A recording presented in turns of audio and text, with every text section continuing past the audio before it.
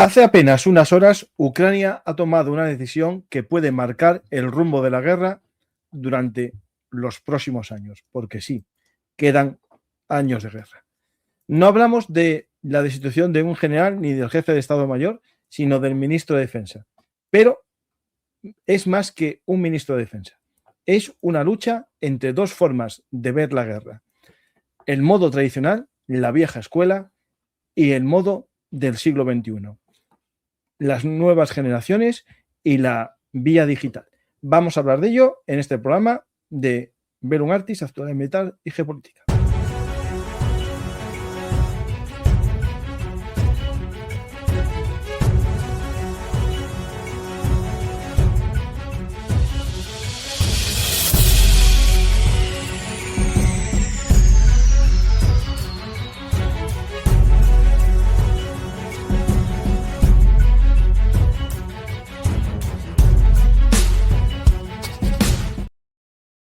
Pues vamos a hablar de la destitución, o mejor dicho, renuncia de Mikhailo Fedorov como ministro de Defensa. Desde su llegada hace unos 6 meses, desde mi punto de vista, revolucionó el ejército ucraniano, no haciendo algo nuevo, sino haciéndolo más. Es decir, Ucrania ya había apostado por las nuevas tecnologías, había apostado por los drones, pero este hombre, que ya estaba detrás de todas las reformas militares ucranianas en el área tecnológico, cuando le dieron el mando, quiso llevar la guerra al siglo XXI de verdad. No de comienzos del siglo XXI, sino ya, digamos, la guerra del siglo XXI, en la que la automatización, los drones, la inteligencia artificial y los datos en la nube, el Big Data, iban a ser el motor de la guerra.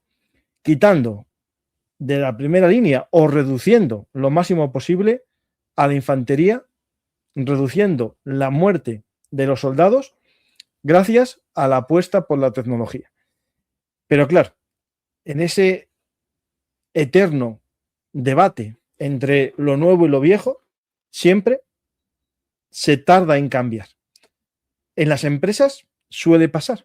Cuando en una empresa llega a un sector, siempre hay alguien que diga, bueno, eso de los ordenadores es una tontería. Donde está la máquina de escribir con el tipes, ¿para qué quiero ordenadores? Cuando pasó el tiempo, poco a poco, las empresas, en poco tiempo, si ven que hay negocio, revolucionan, cambian y se adaptan. Las grandes empresas lo pueden hacer un poco más rápido si tienen dinero y también teniendo en cuenta el sector, que también hay sectores más conservadores, más modernos a los cambios tecnológicos, pero el ejército es, para mí, mucho más conservador en el aspecto del cambio que las empresas. Su estructura jerárquica hace que sea difícil el cambio y sobre todo en países que todavía conservan, aunque esté oculto en una modernidad, conservan en su ADN la forma de mando soviética, ¿no? Y Sirski, que a mí no voy a hacer una crítica sobre él ahora, sino me parece que hizo acciones muy correctas, mandó muy bien el ejército en momentos difíciles. En el año 2022, la gran ofensiva de septiembre fue gracias a él. Es verdad que otra gente, a partir de su toma ya de mando del Estado Mayor, le critican, pero es difícil también ponerse en su lugar en esa visión tradicional en que la infantería, los vehículos blindados son el motor de la guerra. Él adaptó el ejército, pero le faltaba una ruptura con el sistema totalmente jerarquizado. También hay que tener en cuenta la corruptelas. No digo que lo sea, yo creo que lo más seguro no.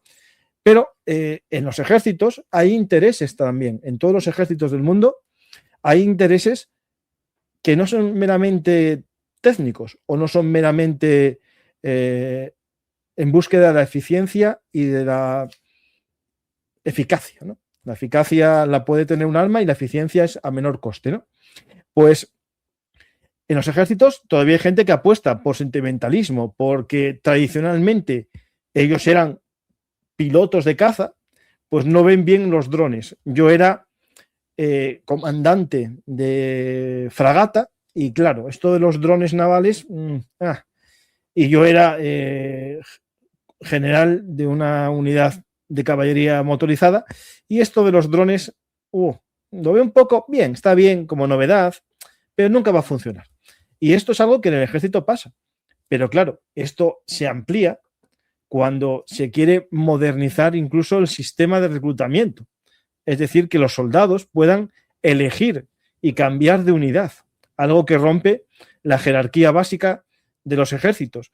Los soldados buscarán aquellas unidades, si les dejan, en los que les traten mejor, les aseguren que si van a morir lo hagan en cumplimiento de una misión importante y no aquellos oficiales que buscan la carne de cañón. Todo esto es el debate entre la nueva forma de guerra y la antigua, ¿no? Claro, vivimos momentos en los que estamos asistiendo a cambios muy potentes en 6 meses. Fedorov apostó y creo que va a seguir apostando, porque no creo que lo quiten totalmente digamos, de la política. Zelensky, entre que se ve ahora apurado, se ve presionado, pero también, digamos, se ve entre la espada y la pared, ¿no? Porque, claro, aquí, antes de hablar de lo que pasó hoy y las declaraciones de Fedorov, es importante entender que entre este sistema de un desembarco con drones, como vimos en Kimbur, en la desembocadura de Dnieper, operaciones de combate, como vimos ayer también en un programa, en este que os muestro en pantalla, como 2 drones UGV combaten por la toma de una pequeña aldea junto con drones aéreos sin infantería contra 6 soldados rusos que fallecen ante máquinas. Todo esto está cambiando tanto el arte de la guerra que esto choca entre la visión tradicional del ejército, jerarquizada, con mando y control automatizado no, jerarquizado, perdonad, con la actualidad en la que para ganar milésimas de segundo es preciso desatomizar. Aunque es verdad que con un buen sistema de comunicación, ahora un coronel puede ver lo que antes era propio de un capitán, o incluso el ministro puede ver un ataque como si estuviese en primera línea de batalla. Pero para ganar más tiempo es preciso o bien automatizar o reducir la cadena de decisiones. Y eso es lo que estaba apostando Fedorov en su nuevo sistema de mando y control. Tengo aquí una cosa que dice él, que me parece muy importante, una reflexión que tenemos que darnos cuenta. Yo estoy investigando, dentro de poco lo veréis en las librerías. Esta frase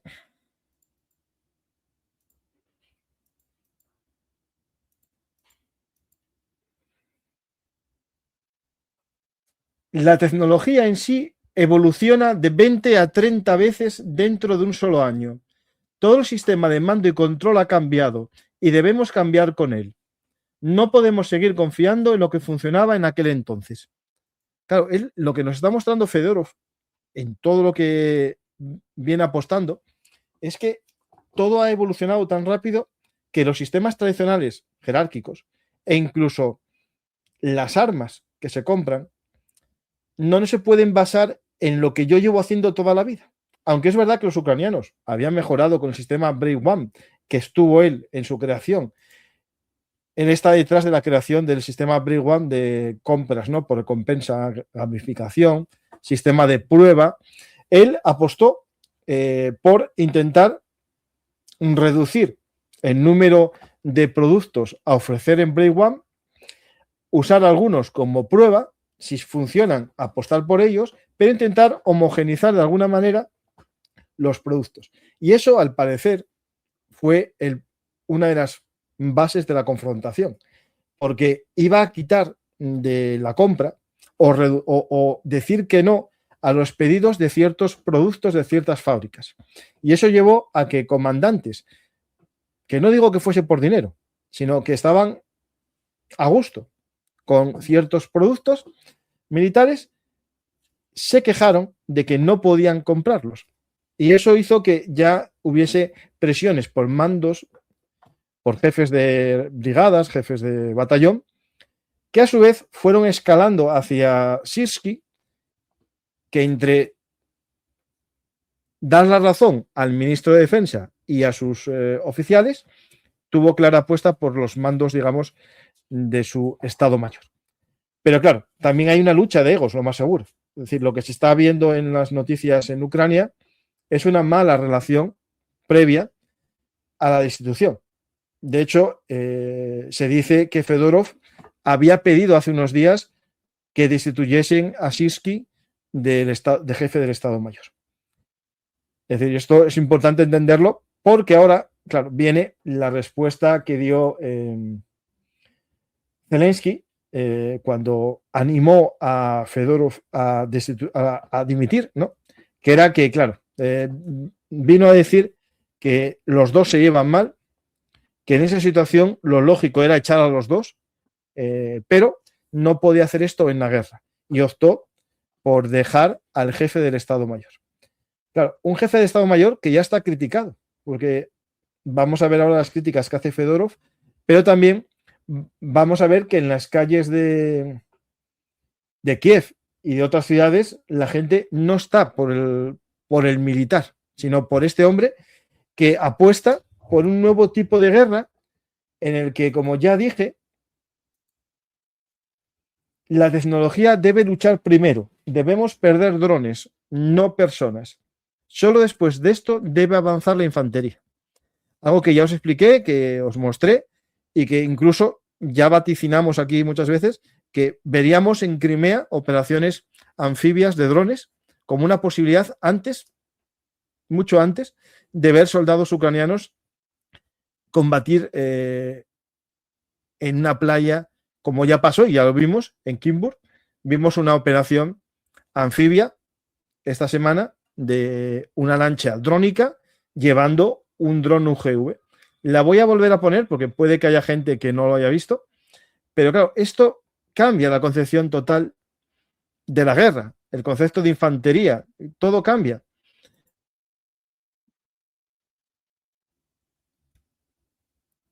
Aquí veis el UGV al borde del agua tras descender de la lancha drónica y disparar a una posición rusa.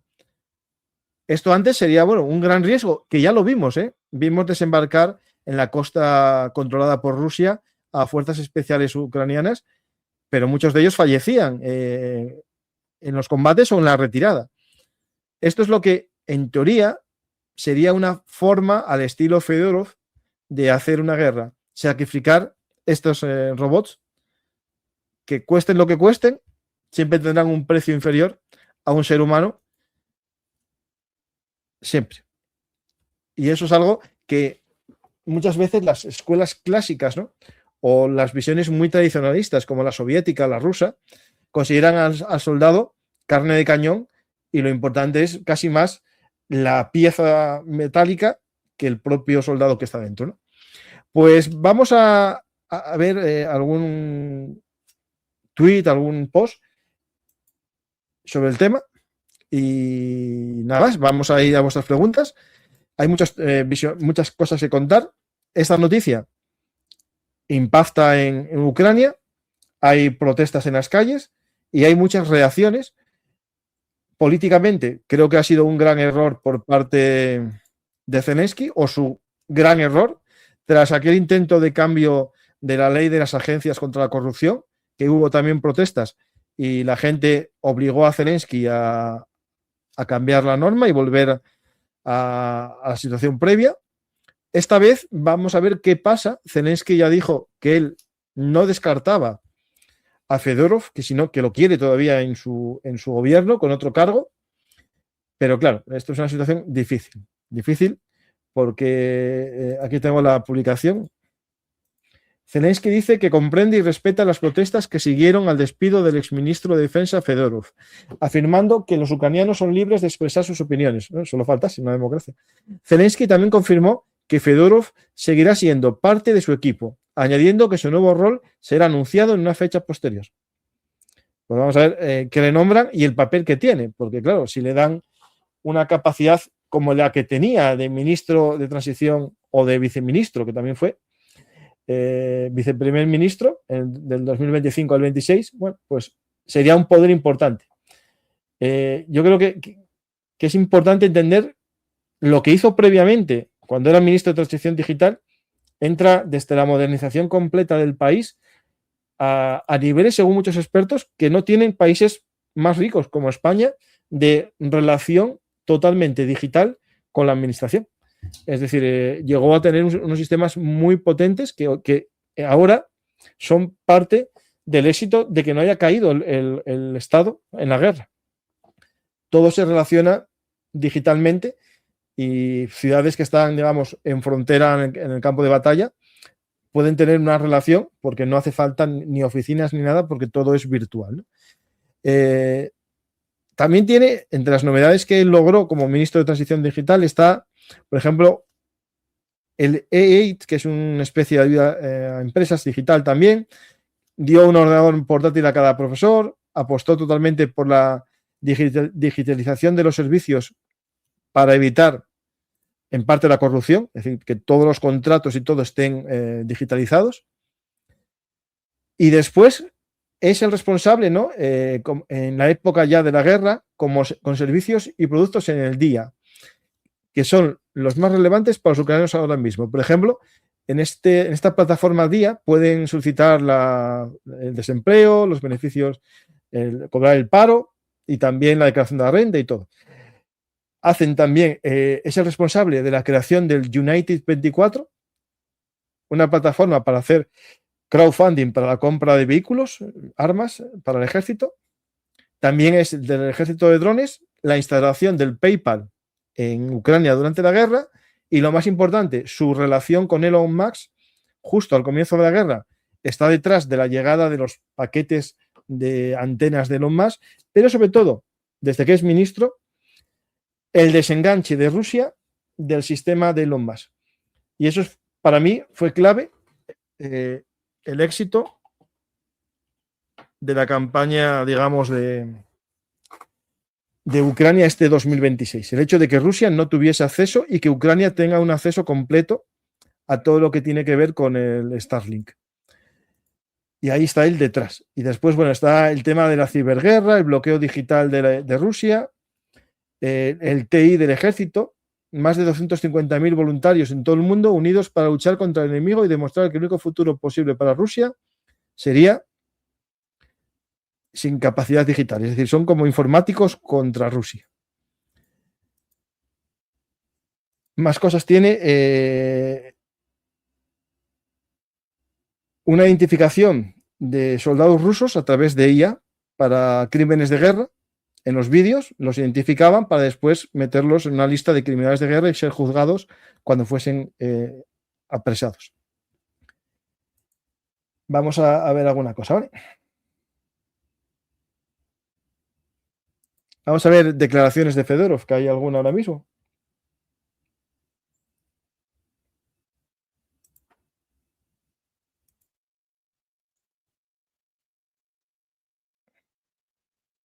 Розмову по телефону. Ми повинні з президентом точно це питання ще раз обговорити. Ми з ним сьогодні мали також розмову по телефону. Hoy dio esta rueda de prensa a un estilo muy de él, a este estilo Brave One, ¿no? De pie, en camiseta, con una pantalla gigante detrás, en vez del típico político, ¿no? Con el plasma y dejando el mensaje grabado. El resumen un poco de lo que dijo hoy no oculta sus críticas y su, bueno, enemistad no, pero su enfrentamiento con Sirski. Dice, bueno de Sirski, que salvó a nuestro país en el 2022, entre otras cosas, dirigió la operación de Kiev y participó en ella. Dirigió la operación de Kharkiv y participó en ella. Y participó también en Gerson. Dice que no se puede subestimar a un comandante así, pero la guerra ha cambiado por completo. Los drones están transformando por completo la arquitectura de la guerra. Las nuevas funciones de los drones aparecen al menos 4 veces al año. Ciertos aspectos tecnológicos cambian entre 20 y 30 veces. El sistema de mando ha cambiado, debemos adaptarnos, no podemos seguir con lo que había antes. Otra cosa que dijo, el presidente Zelensky ha dicho que no tiene previsto sustituir a Sirski. Es su decisión como comandante en jefe.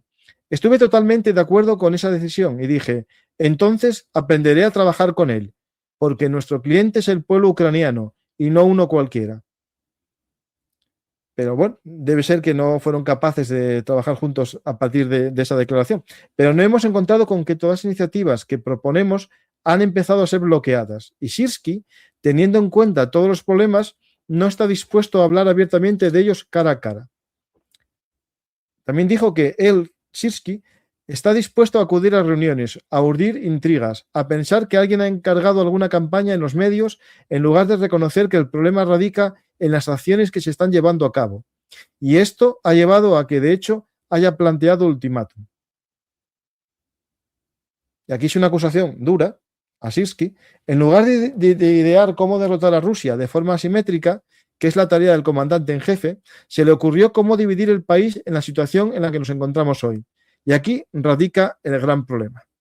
Esto es importante, si os fijáis, este joven, Fedorov, un chaval de 30 y pocos años, apuesta por acciones asimétricas. En el fondo está apostando por una guerra de aproximación indirecta, más que un enfrentamiento completo en el frente de batalla. ¿Por qué?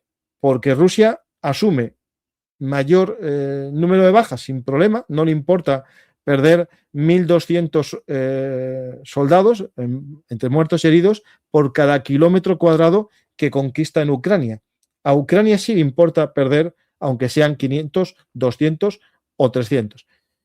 Y esto es lo que Sirski no ve igual que Fedorov. Sirski a lo mejor arriesga más en una posición defensiva para no perder terreno, mientras que Fedorov apostaría porque esa posición estuviese totalmente cubierta por drones y la infantería estuviese un poco en la retaguardia, ¿no? Pues es visiones distintas, enfrentamientos que llevan a esta crisis, pero va a pasar en todos los países, salvo que los solucionen previos a la guerra, claro. Hoy he dicho que tenemos que hablar como adultos. Hoy en día no tenemos otra salida que derrotar al enemigo de forma asimétrica, con las mínimas bajas, donde los comandantes fuertes pueden desarrollarse, donde no se les ahogue, no se les menosprecie, no se les reprima, etc.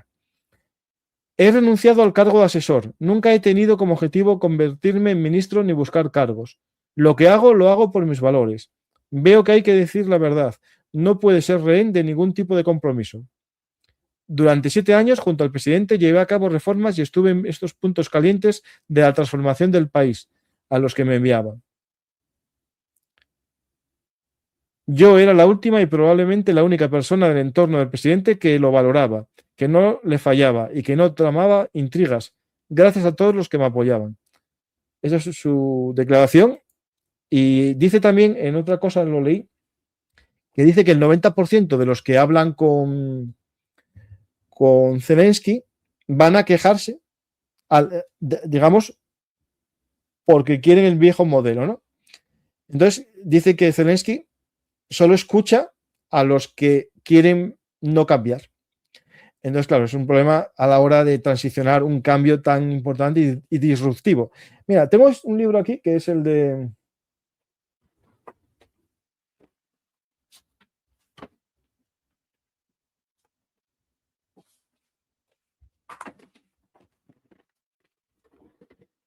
Este libro, El arte de la innovación militar, de Edward Luttwak y Eitan Samir, Tecnología y conocimiento de las fuerzas de defensa israelíes, las más avanzadas del mundo, que habla de algo muy importante, que es la disrupción.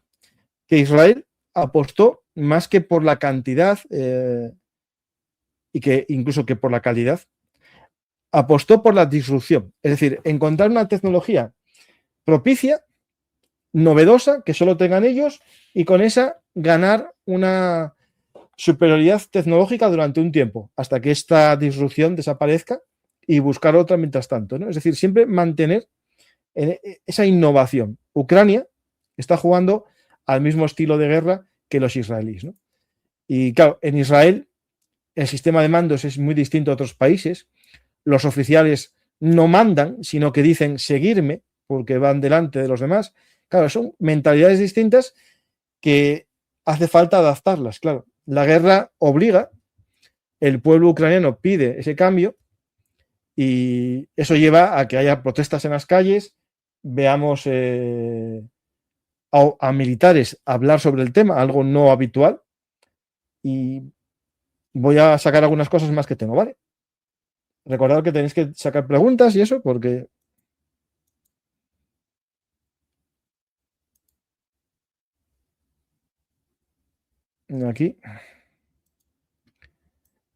aquí vienen unas listas que Fedorov sacó, una lista de fallos, ¿no? Que hay que mejorar en Ucrania.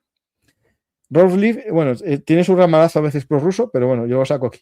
Las Fuerzas Armadas de Ucrania están combatiendo a nivel táctico, aunque cada vez más también a nivel operacional. Aún así, fundamentalmente, seguimos combatiendo tácticamente. Eso es cierto. Siempre se habló.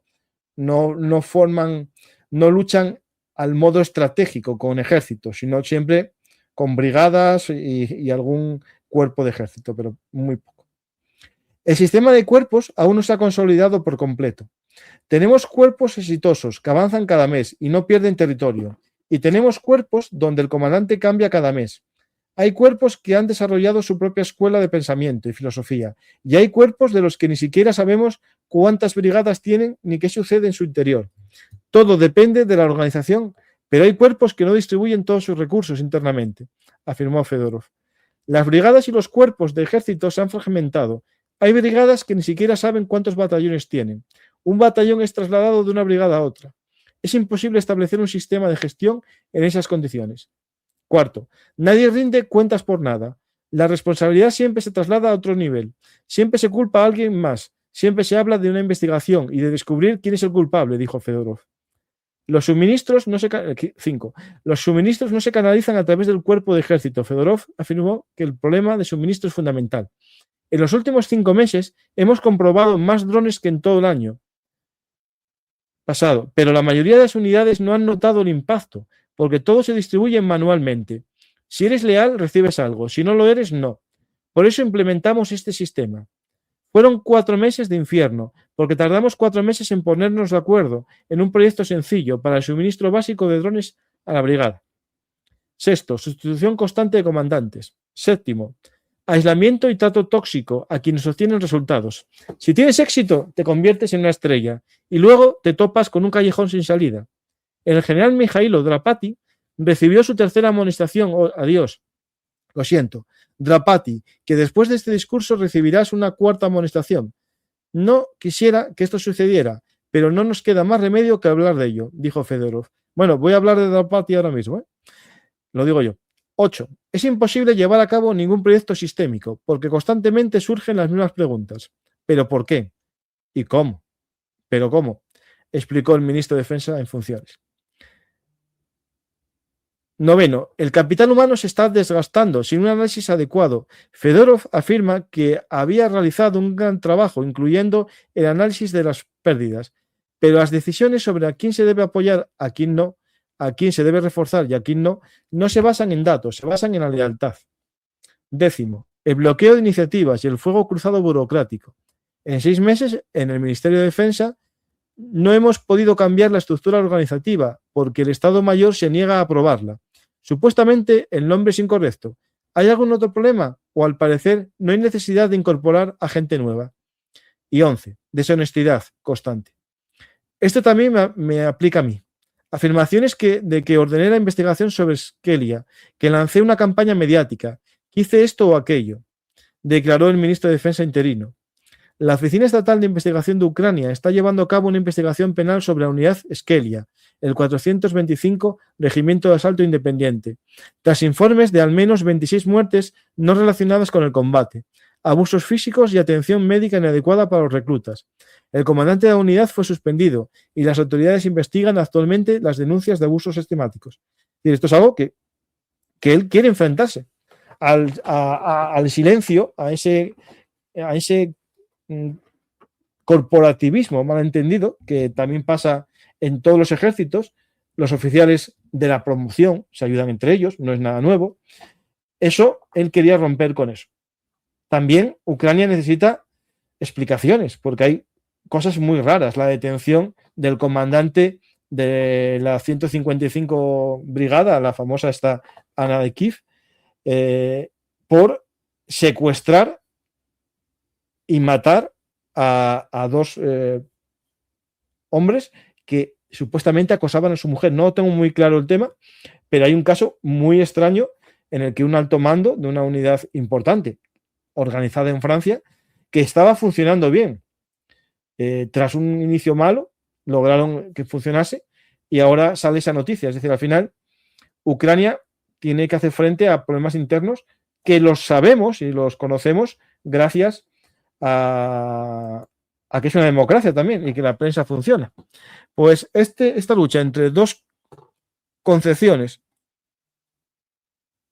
y entre dos personajes también al final, Sirski y Fedorov, nos llevan a un problema importante. Cuando Ucrania, desde mi punto de vista, está teniendo el mejor momento de la guerra.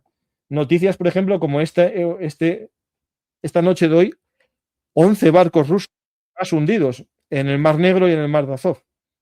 Es decir, Ucrania está haciendo lo que tiene que hacer muy bien en el campo de batalla, lo podría implementar mejor, pero esta guerra a la logística la está haciendo muy bien desde que llegó Fedorov, está hundiendo una decena de barcos diario en el Mar de Azov, estos petroleros, y hoy en el Mar Rojo también, con lanchas rápidas, otros dos petroleros de los, digamos, de los internacionales, ¿vale? Estos son, digamos, para el transporte interno, pero atacaron con lanchas rápidas dos petroleros, que los tengo por aquí para mostraros también.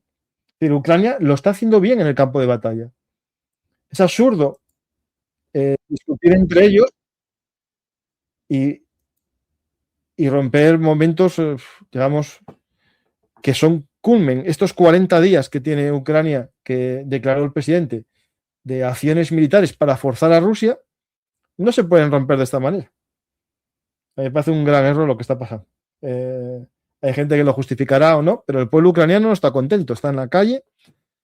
Los rusos dicen, ¿pero les pagó alguien para hacer esto? No, es una democracia, la gente sale si no está de acuerdo. Otros estarán de acuerdo y se quedarán en su casa. Pero el pueblo ucraniano no le hace falta que le paguen para hacer un Maidán, como los rusos solo piensan que todo está orquestado por los servicios secretos. No, en las democracias la gente sale cuando está en contra de lo que sucede. También es verdad que hace falta que alguien te saque. En España nadie nos saca y como somos borregos, pues nos quedamos tranquilinos en casa. Y todos están con Fedorov, la gente joven, porque él es un joven que propone una forma de luchar a lo joven. Es decir, los que van a la guerra, es verdad que son la gente mayor, pero si quieren que vayan los jóvenes, adaptar la guerra a la juventud. Y eso es lo que intentaba hacer Fedorov. Pero las protestas son...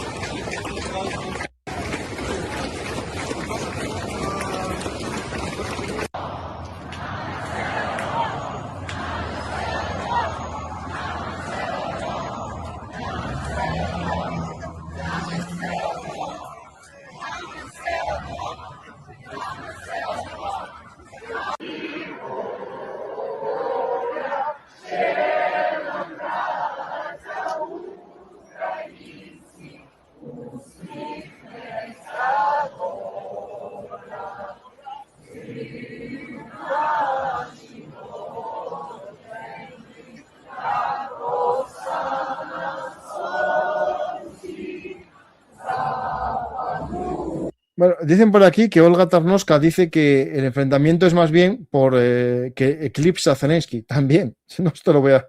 A ver, esto, por desgracia,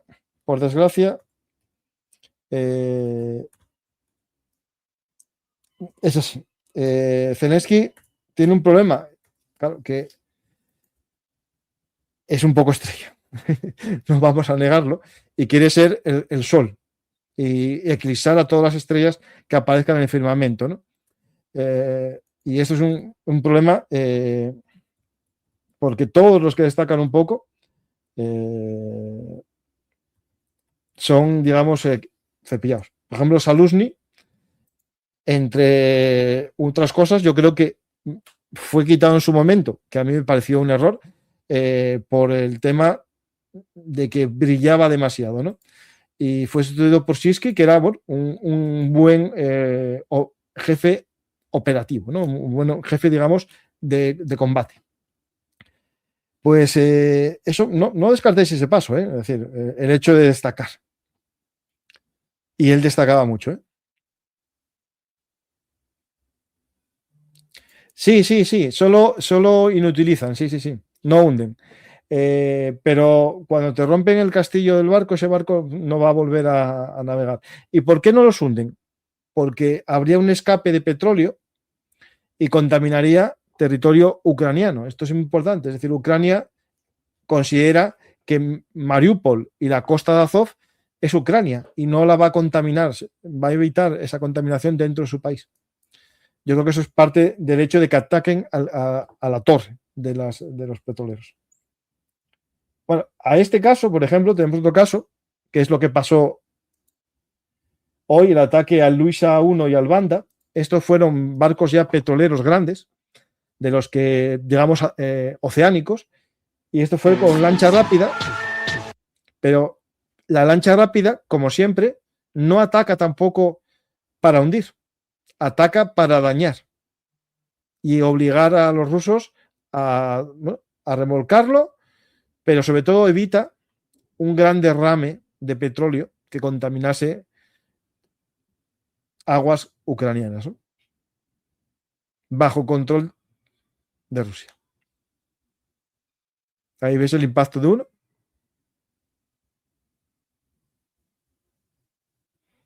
No estalló, no hizo gran daño, mira, no.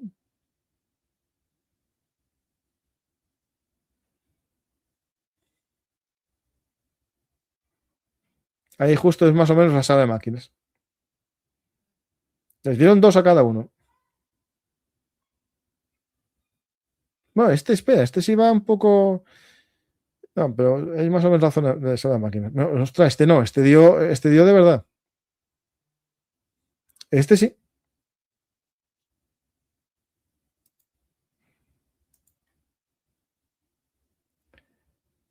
Y hablamos antes de, es verdad que lo tengo guardado.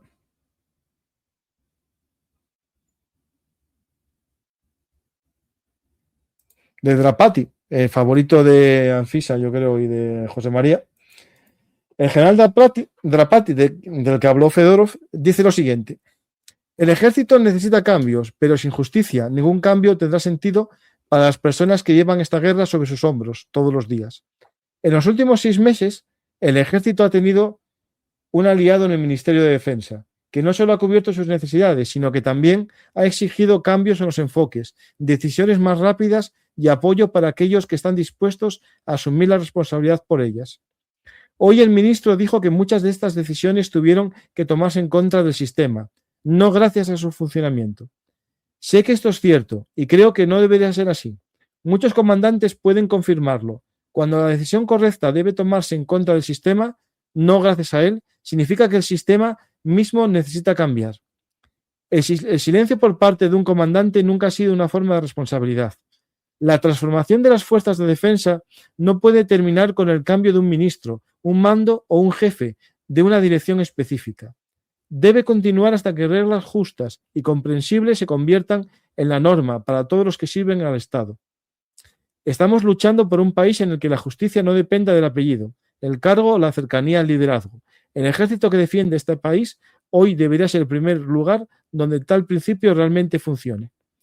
Y esto es algo interesante. También, claro, aquí al final hay un enfrentamiento ideológico, ¿no?, entre distintas formas de ver Ucrania, que ahora es verdad que está eclipsado un poco por el fenómeno Zelensky en las elecciones con el 90% de los votos. En la Rada parece que todo es de la misma ideología, pero dentro del Partido de los Servidores del Pueblo hay un enfrentamiento y hoy gran parte de los diputados de la Rada no votaron a favor del nuevo primer ministro y el gobierno, que esto tiene que ver con la institución todo, ¿no? Tengo aquí una declaración, espera.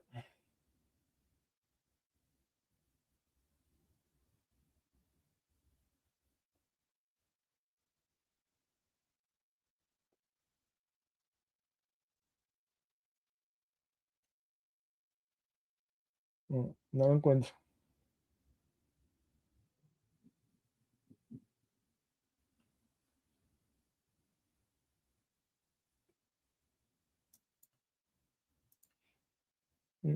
No, tenía unas declaraciones de unos diputados. Aquí ves. Bueno, otra noticia también que tiene que ver con esto es la renuncia de Pablo Elizarov, que es el subcomandante de la Fuerza Aérea, y dice que me uní a las fuerzas de defensa en 2022 para ganar, no para dedicarme a la imitación de actividades, ¿no? Es decir, no para seguir haciendo lo mismo, sino para ganar una guerra y ser disruptivo. Yo creo que esto es importante.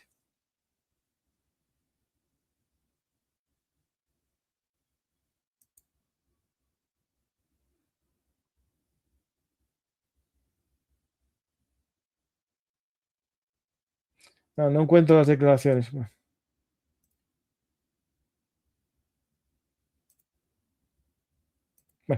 si hay alguna pregunta y si no, finalizamos el programa. Ah, mira, tengo aquí de dos.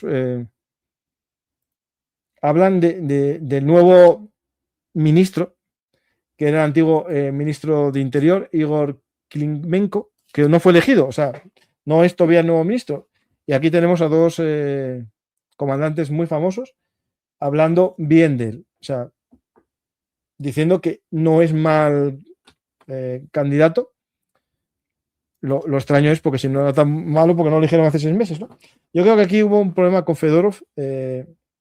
Quiso revolucionar demasiado el ejército y digan lo que digan, aparte de que Zelensky no quiera que nadie le eclipse, no podemos olvidar, desde mi punto de vista, lo más importante, que es esa lucha clásica entre los ejércitos y los intereses. Al final, si yo, imaginar, pongo un caso, España, apuesta por un nuevo tipo de guerra descentralizada en mosaico, con drones, vehículos pequeños, en vez de con grandes blindados y con sistemas de transporte de infantería muy bien protegidos, y opto por vehículos ligeros, por ejemplo, va a haber una afección eso en la industria militar española.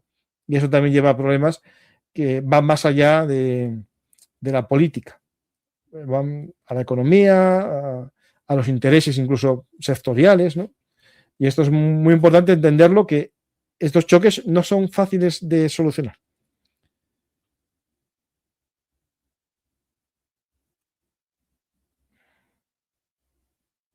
Sí, sí, mira, justo, pues mira, Álvaro, ¿qué tal? Un día, a ver si vuelves por aquí, hablamos por WhatsApp y un día vienes a hablar. Mira, justo tengo esto que dices tú. Lo pongo, ¿vale? Lo leo. Los comandantes de Azov y Kartia respaldaron a Igor Klimenko para ministro de Defensa. Obolensky y de Kartia dice, puede convertir los recursos en resultados en el campo de batalla, reformar el ejército y aumentar la producción de armas. Prokopenko de Azov dice, conoce el frente, trabajó en el sistema de cuerpos de ejército y puede solucionar los problemas de movilización.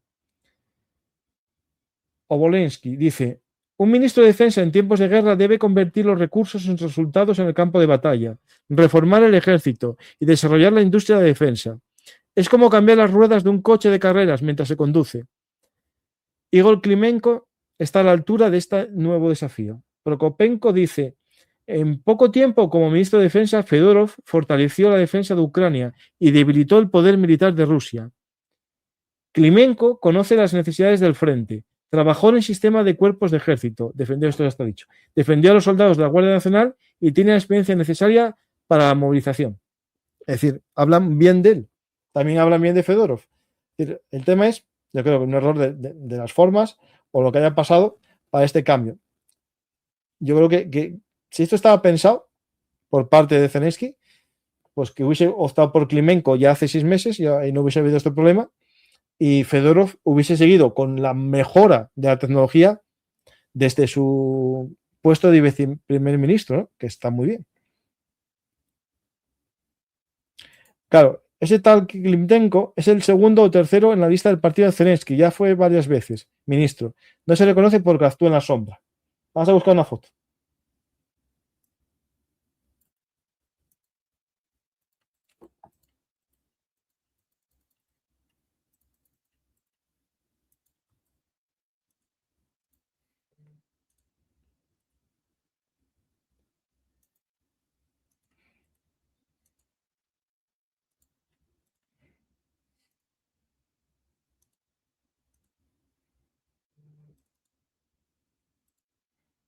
Hace un poco el currículum de él, ¿vale? Psicólogo, de 1994 al 97 prestó servicio en las fuerzas terrestres de Ucrania como parte de la 459 Brigada de Misiles. Después estuvo de servicios desde el 98 en el Ministerio de Interior. En 2013 defendió su tesis doctoral de psicología. Fue jefe del Departamento de Formación y Educación Profesional del Ministerio de Interior de Ucrania. En 2015 dirigió el Departamento de Recursos Humanos de la Policía Nacional de Ucrania. En enero del 23 fue nombrado viceministro de Interior de Ucrania y ministro interino.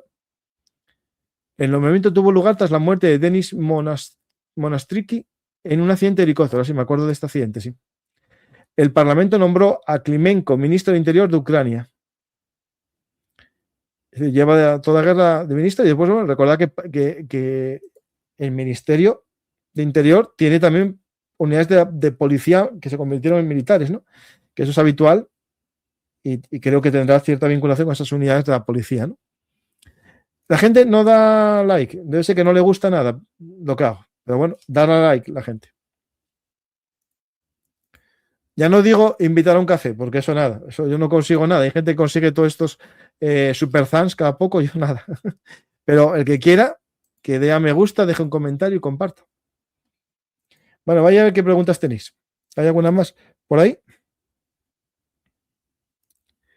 Fedorov tuvo muchos problemas con la movilización. La forma forzada no fue la mejor imagen para el ejército ucraniano. Bueno, pero esto, él intentó cambiarlo, ¿eh? Pero el problema es que el ejército necesita reclutas y los reclutas en todos los ejércitos se buscan. Si tú no vas a tu llamamiento, te buscan. El problema que tiene Ucrania es que hay soldados que no descansaron y se van del frente, vuelven, pasado un tiempo. Hay un tiempo en el que, digamos, no te consideran desertor y entonces la gente juega con ese tiempo para descansar un poco del frente. Hay gente que quiere cambiar de unidad y entonces escapa y pasado un tiempo se alista a otra unidad y se le perdona haber marchado de la anterior. Es un tema complejo que es muy fácil hablarlo, pero en todos los países hubo esto, en todas las guerras, y siempre fue así. Y a Rusia le va a pasar cuando haga el reclutamiento forzoso, vais a verlo esto todos los días, como la gente se va a negar a ir a la guerra. A ver, Fedorov está ya dimitió, sí, él. Otra cosa es que ahora tienen para atrás. Preguntas, ¿tendrá algo que ver los Patriots? No, no creo en esto, esto no. Me hablaban de que, lo dijo Fedorov hace unos días, que podían empezar a producirlos en el 2026 a finales. ¿No? Yo creo que no, pero bueno. ¿Se va a eternizar la guerra? ¿Cabe la posibilidad de que se produzca un punto de inflexión que todavía no podemos ver? A ver, yo lo veo difícil. Puede haber cambios, pero Rusia puede admitir la derrota. No creo que lo admita el gobierno actual. Tendría que cambiar de gobierno y que el gobierno actual, aunque fuese ultranacionalista, dijese que esto es la guerra de otro y la dejamos, ¿no? Mira, hay una declaración aquí de Peskov que dice sobre el estado de la economía rusa. Peskov comentó, el ritmo de crecimiento es insuficiente, se ha reconocido su insuficiencia. Al mismo tiempo, la economía global en su conjunto también se encuentra en una situación bastante crítica. En mi opinión, bueno, esto habla de que la opinión de Gerashchenko. Pero bueno, interesante es que está reconociendo Rusia que no va bien la economía. Eso es que va muy mal. Pero bueno, veremos eso. Muchas gracias, Capela, por la invitación del café y croissant, que me lo tomaré allí en Normandía con los belungarteros que vamos. Un grupito selecto. Vamos a verlo muy bien. Espero que otra vez que se organice un viaje, los que no podáis ir, vayáis la próxima vez. Puede que no sea Normandía. Busquemos otros lugares interesantes para conocer, que tengan mucha historia y ya os iré contando opciones de viajes con historia. Esta vez me voy a Normandía con David Díaz Cabo y grupeando tours para conocer mejor, porque ya estuve, las playas de Normandía, pero sobre todo para disfrutar con amigos y amantes de la historia belungarteros. Gracias. Campa, ¿tú crees que cambios grandes es lo más adecuado justo ahora? Es lo que dijo antes Porochenko, creo que lo dijo. que hacer cambios en un ejército en guerra es como cambiar las ruedas en un Fórmula 1 en marcha, ¿no? Es complicado, es muy complicado. Yo, la verdad, apostaría por cambios pequeños, más que grandes. Francisco, ¿los reclutadores han ido al campo de batalla? Pues no lo sé, puede que algunos sean los típicos atrincherados de oficina, que los hay en todas las guerras. En todas las guerras hay algunos que están en la oficina y por X motivos logran estar ahí y no van al campo de batalla. Pero lo lógico desde mi punto de vista, si yo fuese el presidente de un país y ministro, es que las oficinas de reclutamiento solo estuviesen soldados que no puedan combatir, que tengan una baja médica, que tengan un problema, y eso sería lo lógico. Aparte, serviría también de muestra del esfuerzo por haber combatido por el país. No pedir a los demás algo que ellos no han hecho, ¿no? Como decía mi Cayo Mario, yo voy a pie con mis soldados para no exigirles lo que yo no hago, ¿no?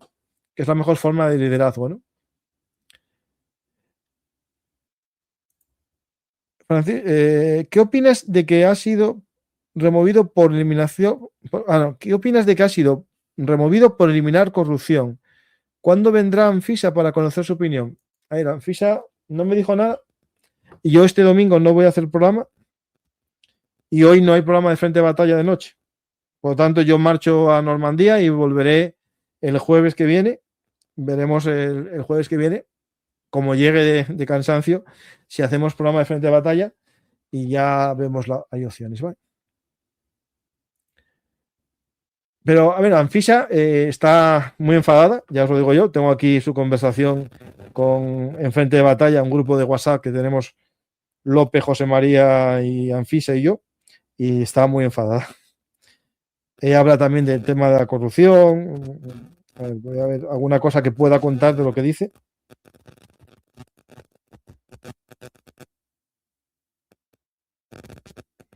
Dice, por ejemplo, de las protestas, cree que no ayuden, porque en el caso del NABU y el SAP, aquello surgió de la rabia por la jugada de los corruptos, pero con las ganas de defender al Estado. Ahora la gente no se siente rabiosa, sino frustrada. Muy triste.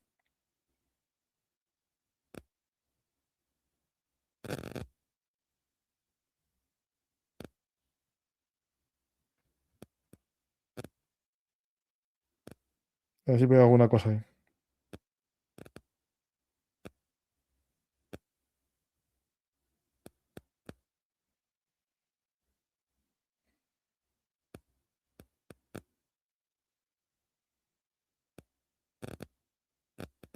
No, aquí habla de un camino al autoritarismo por parte de Zelensky.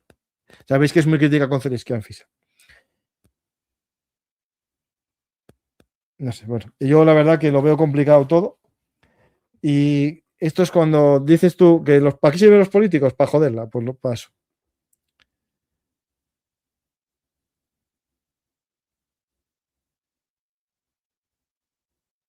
Bueno, pues no veo más preguntas. Os dejo y nos vemos otro día más. Así, ¿con 5 euros hay para croissant y café Normandía? Pues no lo sé. Sí, vale, algún sitio de estos baratos habrá, hombre. Sí, sí. ¿Los reclutadores deben ser amigos de Zelensky o paga para no ir al frente? Yo creo que hay de todo, atrincherados, o sea, los que queráis. Hijos de papá también, pues, eso no falla nunca.